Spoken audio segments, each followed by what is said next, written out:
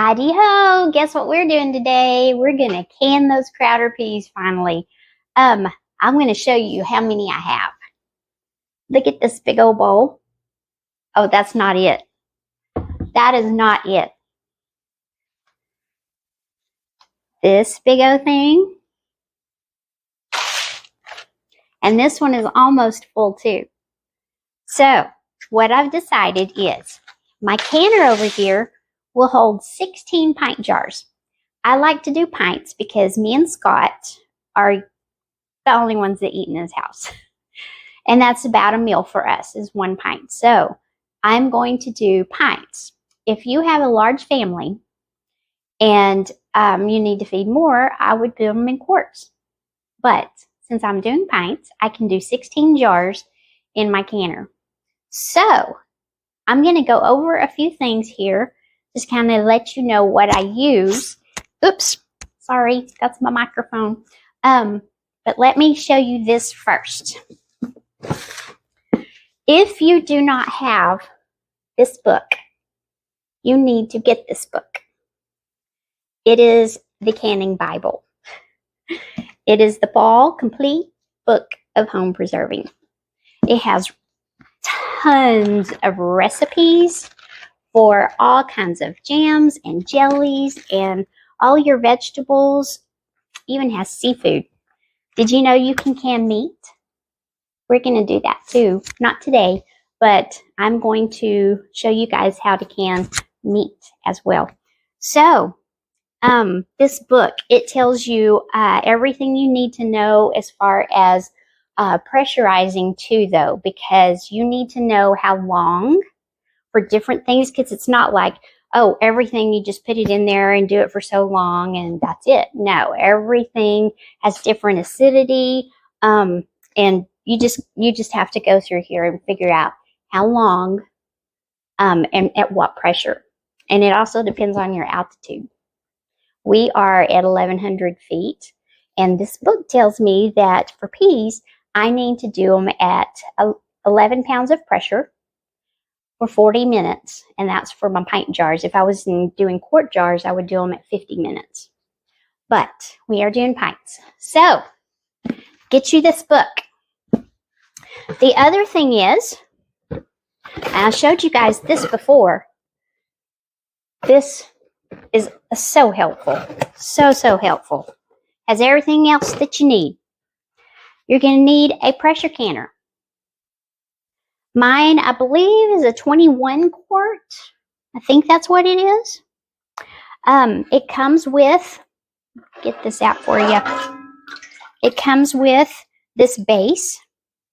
And the base is so that your jars are not sitting on the bottom of this pan, because you need to have some space between that glass and the heat of this pan. You don't want to have a bunch of busted jars. That would be no bueno. So that goes in the very bottom. Then I can fit 8 pint jars in this pot as far as on the bottom. If I'm going to do 16 though, now that one thing that's in the bottom, the base part, it came with this pressure canner along with the lid, which has the gauge and its little vent that goes on top. But since only 8 jars will fit down here, I can do 16, but I have to have something to sit on top of those other jars, because again, I don't want those glass jars sitting directly on top of those other jars that are in there. So you do have to buy these separate. The ones that I got, it came to a pack. I only need 1 of them today. But now I'm going to bring y'all over here so you can see in my pot, though. I've already put my water in. I don't know if y'all can see that. On the side here are lines. These little lines. I don't know if y'all can see that or not. There's one that's way down here at the bottom, and that is the 3 quart mark. You need to have at least 3 quarts of water. Y'all back down here.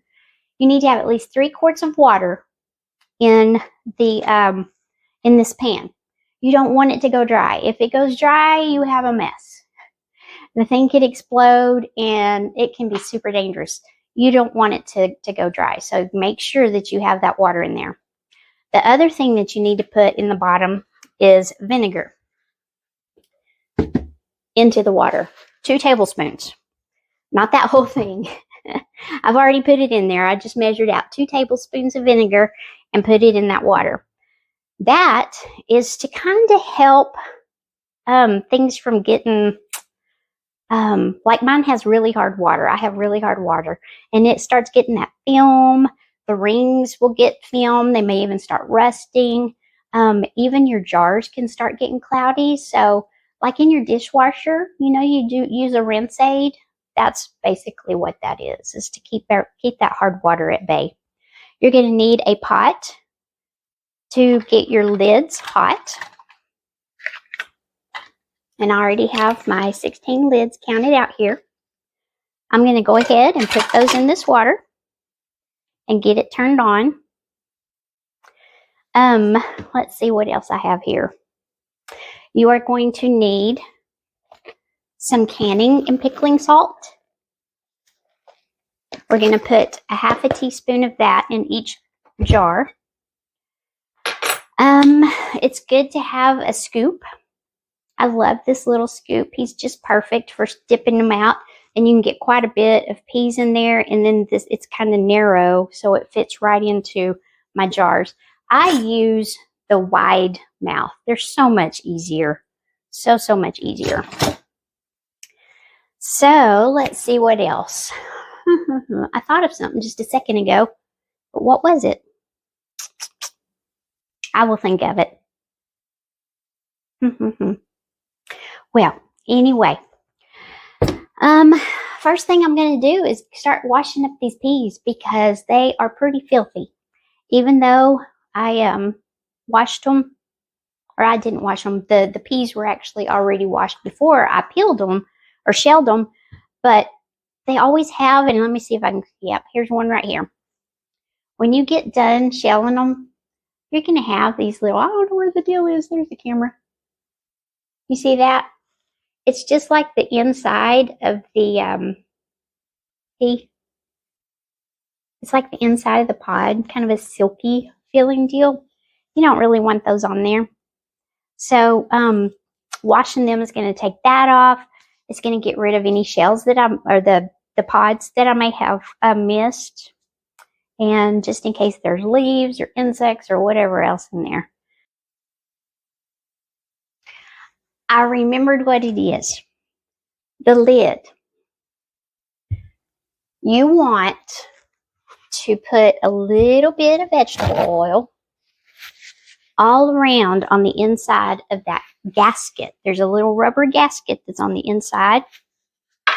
And I just take a little bit of vegetable oil because you don't want it to get dried out. See it right there?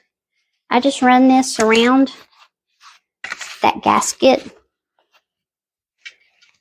because it'll get a little bit dried out and it'll get stuck whenever you put it on that pot.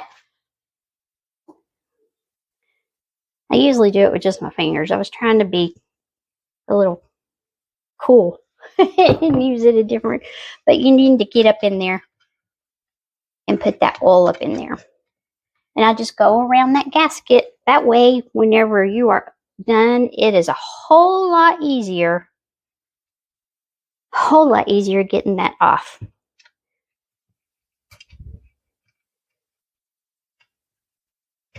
Alrighty. Ta-da! There we go. See, let me turn y'all around here. See if I can bring you down. Hang on. Okay, I already have some cold water in here. So I'm just going to take these peas and pour them right in there.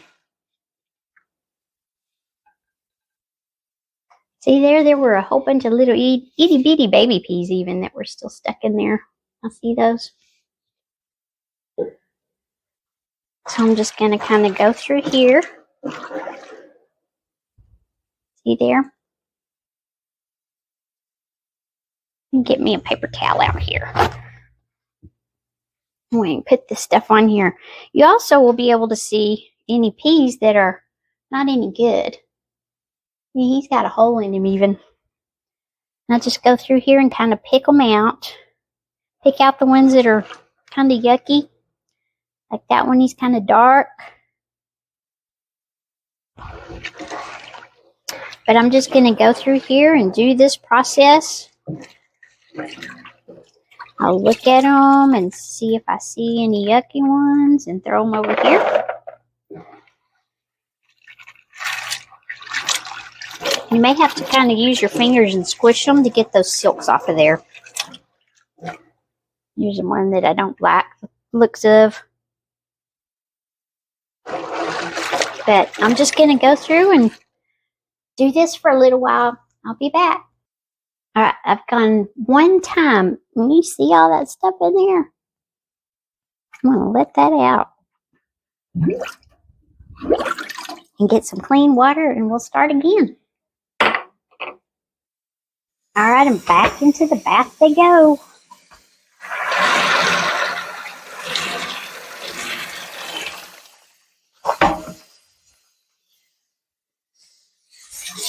Rinse my sifter out. Colander, I guess I should say. And then I'm going to do it again. Alright, that was the second time. Still got a bunch of stuff in there. See why you have to do this so much? I want to do it for a third time. Alright, that was 3 times. You see that water? It looks better. I still got some in there, but 3 times, that's pretty good, I think. Okay, I am ready to do this. So, I'll take a couple of jars out of the dishwasher, nice and warm still. Put my funnels in there.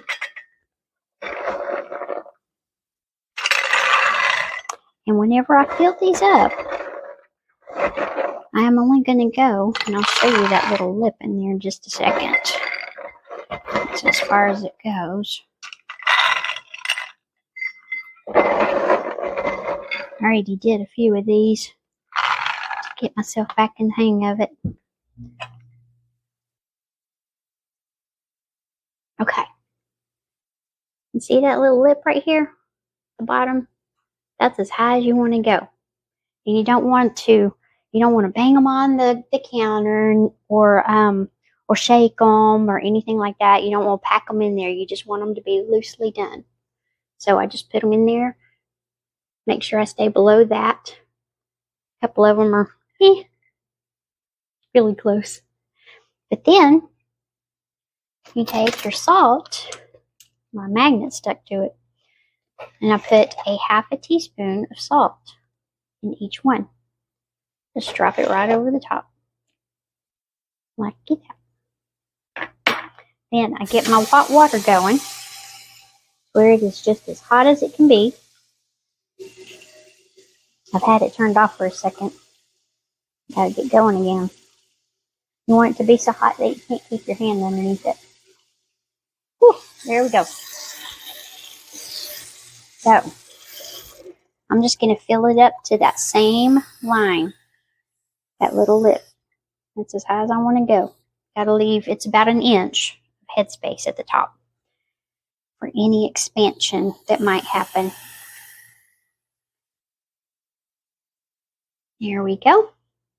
Then you take your little handy dandy, I don't know what this thing's called, but what it does, this end measures for the headspace at the top. This end is kind of rounded and it's plastic. Whenever you do this, you always want to make sure that whatever you're using is not metal. You stick it down on the sides like that to get any air bubbles out.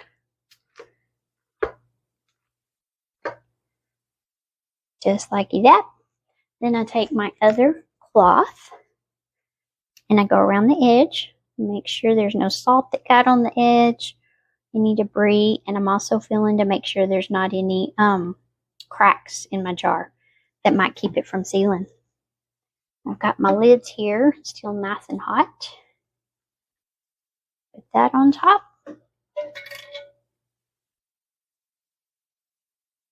And get me a couple of rings.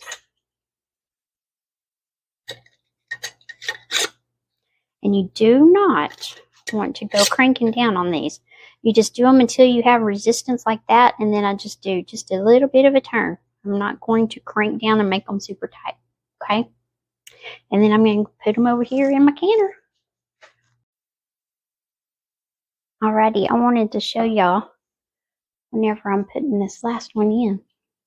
Let's see down in there? I left a little bit of space between each one so they're not touching. And then the guy in the middle. And then I'm going to put this little guy down in here. Set him right on top. And then I start with the next one. Right there. Okay. Make sure that I have them spaced out a little bit. Everybody's in there real good. I've had it turned up a little bit so it'll already start getting a little warm. So now I've already put my vinegar in there. I don't know if I went back over that or not, but I already put my 2 tablespoons of vinegar down in there. My water level, I'm going to add just a little bit because I've had that water going for just a little while, and I'm sure that some of it has probably evaporated out. So I'm just going to pour a little bit more down in there just to be sure. Alrighty, so now I've already oiled the inside gasket of this. So what we want to do, there it tells you exactly how to put these on here. There is a arrow. Here he is. I've got this thing turned around. Hang on just a sec. Let me turn him around real good. Forgot I need to have my little V on this side so that I can see my gauge. All right. See, there's a little V over here. I don't know if you can see that. There you go. Okay. Now, there is also, I thought there was a place on here. I'm missing it somewhere. Anyway, there it is on the top of the cover. You see that little V right there? So you line those up. That's how you know where to put it. Then you bring it to where these two are flush. Okay? If you'll notice, this little top little peg right here is down. Whenever it gets pressurized, it's going to pop up. And that's when you know this thing is ready to go.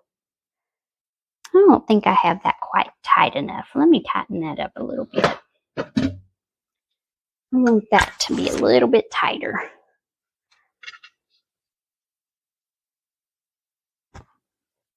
I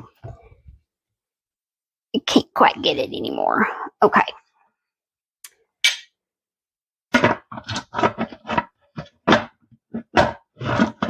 There we go. Okay. There is. Put you back here. Okay. I think that's better.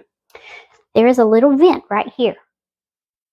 I am cranking this sucker up to high because I want to get that water boiling in there, and I want steam to start coming out of this vent. So whenever the steam starts coming out of this vent, I'm going to let that steam come out for 10 minutes. And then I'll put this little weight on top of it. And then that will let this start getting up to pressure. But we'll go over that in a little bit. Right now, we're just going to wait until that starts steaming, and I will come back when it does.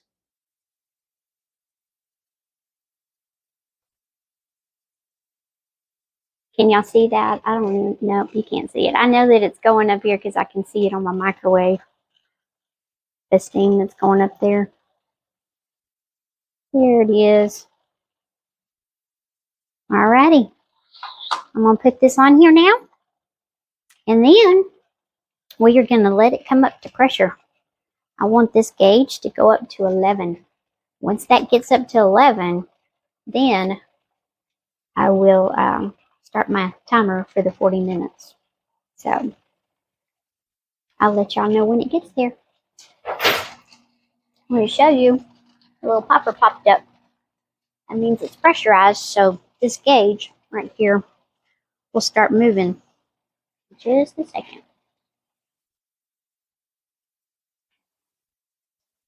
Alrighty. I am at 11. It's getting a little bit past there. It'll keep going up too. I'm going to back off on my heat. I do not want to get it at least past 15. I want to keep it as close to 11 as possible, and I don't want to get it below 11. I got to keep it at 11.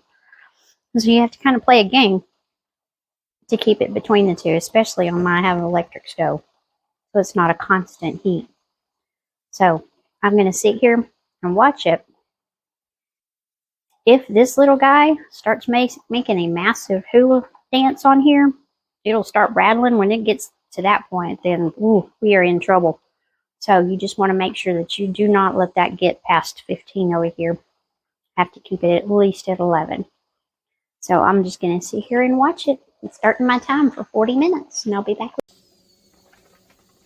Alrighty, we have gone for 40 minutes. So I'm going to turn the fire out, and I'm just going to let it sit here for about an hour. And then I'll come. And we can open her up.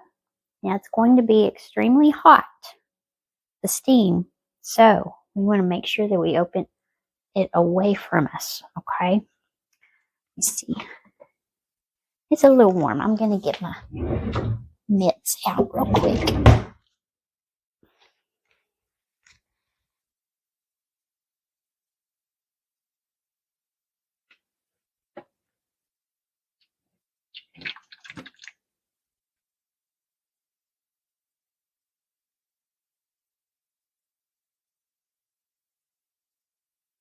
Put it over here out of the way.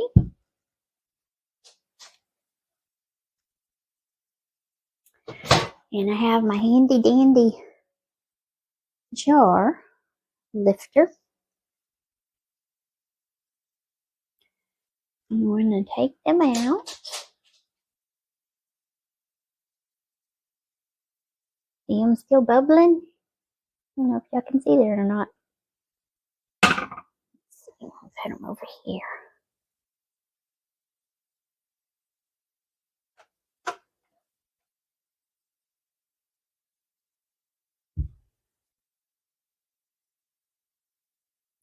So I'm just going to continue taking these out real quick, and I'll be back.